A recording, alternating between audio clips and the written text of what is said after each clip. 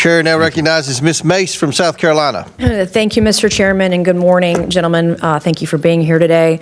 Governor Walz and Attorney General Ellison, you have presided over one of the worst government fraud scandals in American history.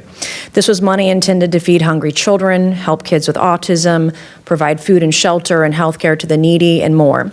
You both allowed billions in these American taxpayer dollars to be pillaged and plundered by Somali pirates. You knew this was happening, you chose to do nothing about it, and in some cases, you even enabled it. Attorney General Ellison, you even profited from this fraud by taking campaign donations from these Somalians after pledging to help quash the investigation into them. I find your behavior despicable. My questions this morning, my first go to Governor Walz, and I hope you learned some lessons from your last hearing with me on the Oversight Committee. Have you learned anything since then? I did, that if I didn't speak up, 2 of my people would be dead, Congresswoman, and I warned you. Okay, Governor Walz, what is a woman? Have you learned that lesson? Do you know what a woman is? I'm the governor of Minnesota, Congresswoman. Do you know what a I'm not woman here is? to be your prop for your obsession. So I if you taught can't middle school define your what a obsession. woman is, you certainly can't define what fraud is. If you can't even define what a woman is, you can't define fraud. How much money was spent on autism in Minnesota in 2017, Governor?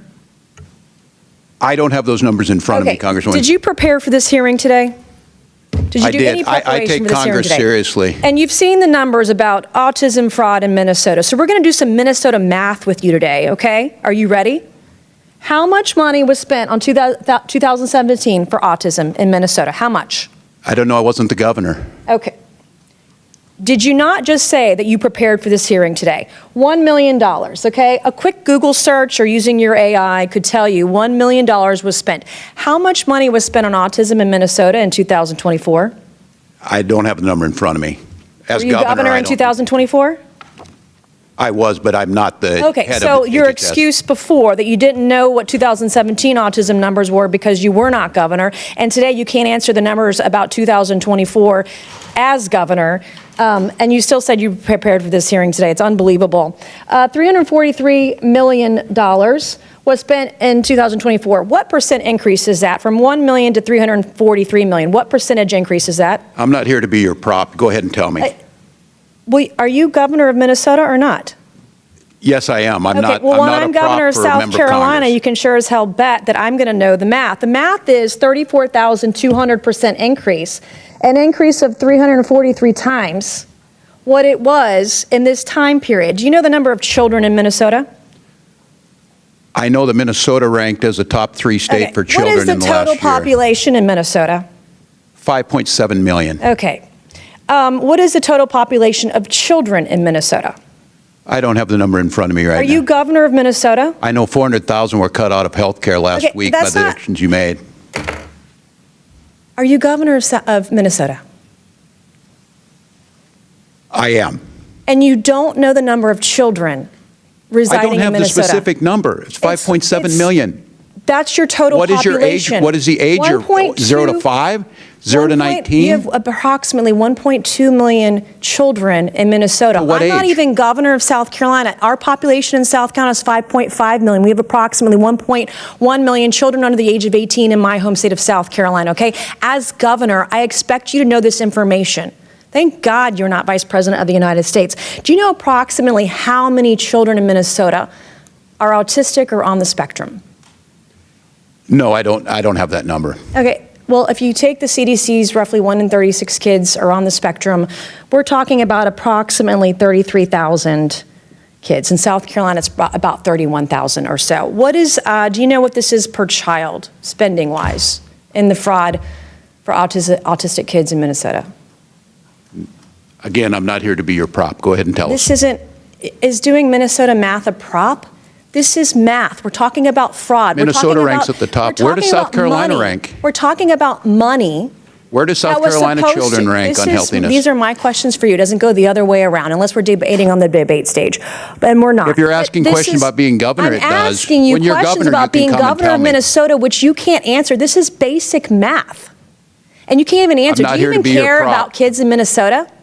They rank near the top in every category. My children are fed. My children are housed. My children have health care. Getting the services they need in Minnesota. My children have the best schools. No, you don't. Mr. Chairman, I yield back. Mr. Chairman. Gentlelady yields back. Mr. Chairman. Ms. Bobert? Yes. Mr. Chairman. Oh, Mr. Mace. May I make my two motions?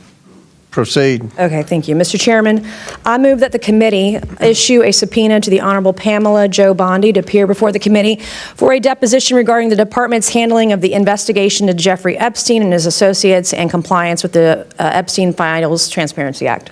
A motion has been made. The committee will hold this motion in abeyance until the end of today's hearing. The committee will now proceed with today's hearing. Mr. Chairman, I move that the committee issue a subpoena to the Office of Congressional Workplace Rights for the awards and settlements paid pursuant to Section 415 of the Congressional Accountability Act prior to December 12, 2018, with only redactions allowable for the personally identifiable information of victims, alleged victims, and witnesses. Thank you, ma'am. A motion has been made. The committee will hold this motion in abeyance until the end of today's hearing.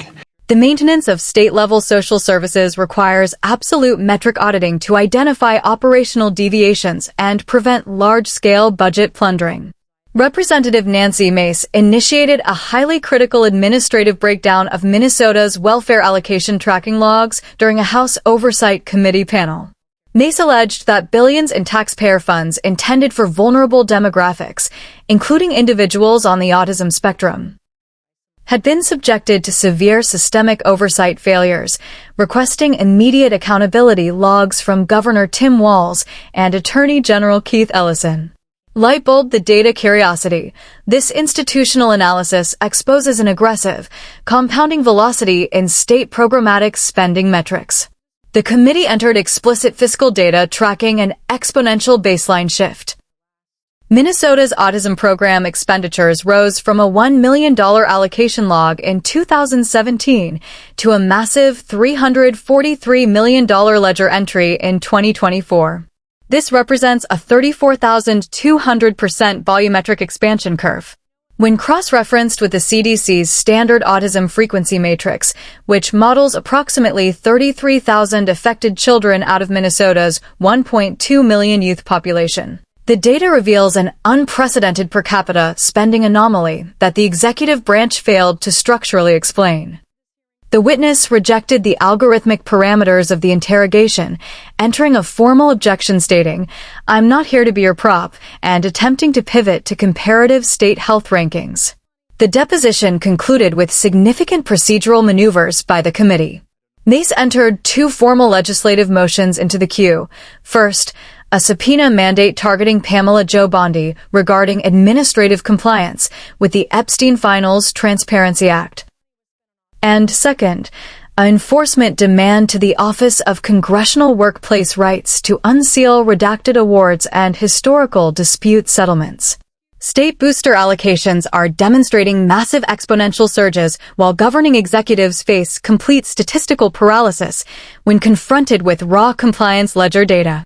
Smash the like button, leave your rigorous data breakdown in the comments below, and subscribe to @WalterWhitePods right now. Turn on notifications to secure your access to raw, unvarnished data panels.